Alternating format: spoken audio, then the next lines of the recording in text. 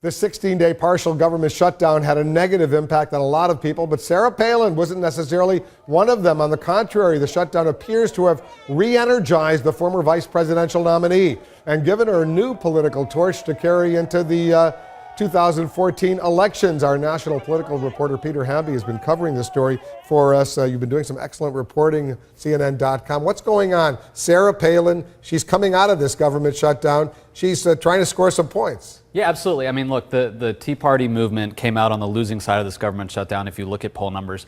But people like Ted Cruz, Mike Lee, Sarah Palin, they know that the base, the conservative base, feels emboldened by this. They saw this as a rallying cry. And Sarah Palin was in communication with Ted Cruz and Mike Lee throughout this process. She came to Washington, as that video just showed, to a rally at the World War II memorial that was temporarily shut down. She wants to get involved once again in these midterm races in Republican primaries next year, and potentially some of these big Senate campaigns that we're seeing in Kentucky, Tennessee, Mississippi, South Carolina, where you have incumbent Republican senators like Mitch McConnell, for example, running against insurgent conservative Tea Party candidates. And Sarah Palin once again wants to make a splash like she did in 2010 and in some races in 2012 and get involved in these races. She's obviously now aligned with the Tea Party supporters across the country. Mm-hmm. She thinks she can make a difference. But here's the question. Is there any indication she herself wants to get into politics directly, run for some sort of office? No, I think that's finally off the table. We know she flirted with running for president in 2011.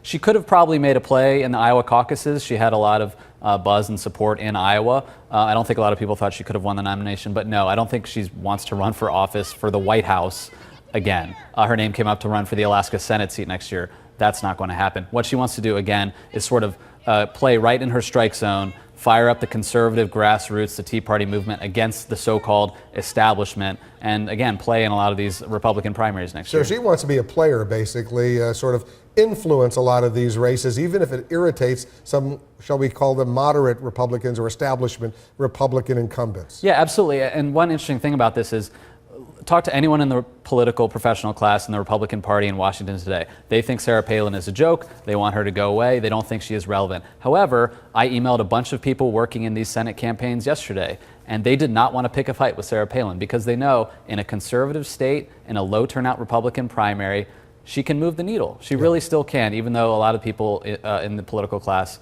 don't think she's relevant. So if you're an incumbent and you're being primaried by a Tea Party supporter, you got to worry about Sarah Palin. I think that's still the case. I do.